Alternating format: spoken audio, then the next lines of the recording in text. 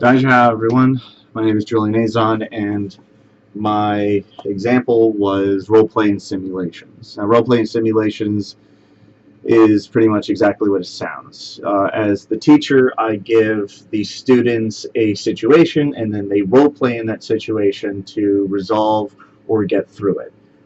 And the situations can be, or the simulations can be as creative as one imagination can depict. So, for example, a volcano exploding, and there's only a certain amount of islands, and one island has more food than the other.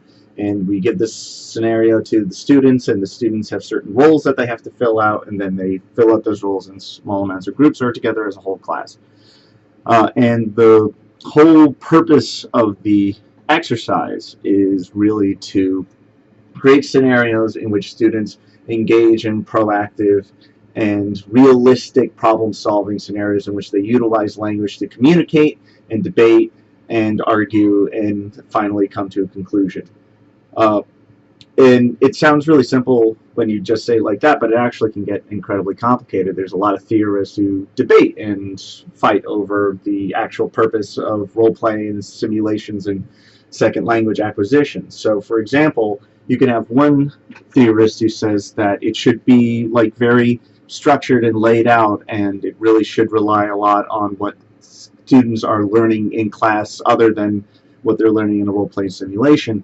And there's other theorists who say that no, it actually needs to be really dynamic, and the answer should be something, or the situation shouldn't be very confined to something as I'm ordering fast food. It should be something as expansive as you need to create a bunker for the next apocalypse, or something like debating a peace treaty, something that requires an abstract concept or undefined solution, so that students can exercise cognitive ability while using a second language to really expand out their language to skills.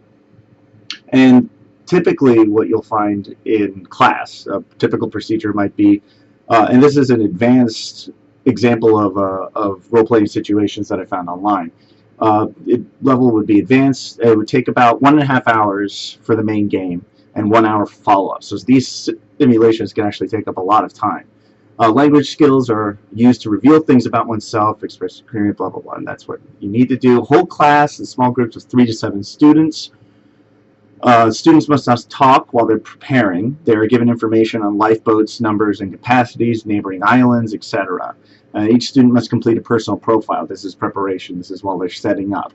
And then this is done individually. And then they all come together and they have to reach a consensus in the procedure. And then follow-up is when we kind of discuss what happened and the results of their decisions and such. And we can also create variations on that kind of example and so on.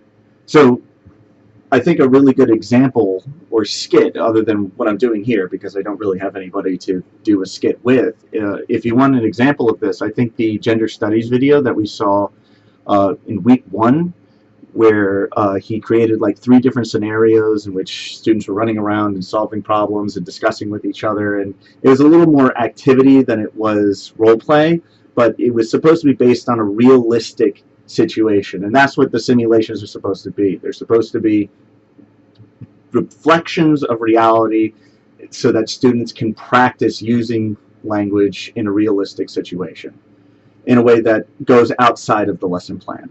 So a teacher kind of stands back and directs traffic. Students are really proactive and are allowed to go their own way and decide what they want to utilize in their language portfolio. The only problem with this I can see is that it needs a teacher that can keep their hands off of things, but also influence the flow, so they're not too intrusive, but just intrusive enough, so it requires a really delicate touch. And it also needs students who are proactive and are used to taking on a lot of responsibility in class, because this requires a lot of motivation and investment and dedication to the language. So you really need to break it up in between different types of lesson plans, obviously, like everything else. But I think it's a really fantastic example of spicing up a lesson and really allowing students to branch out. All right, this is 5 minutes now. Thank you all. Goodbye.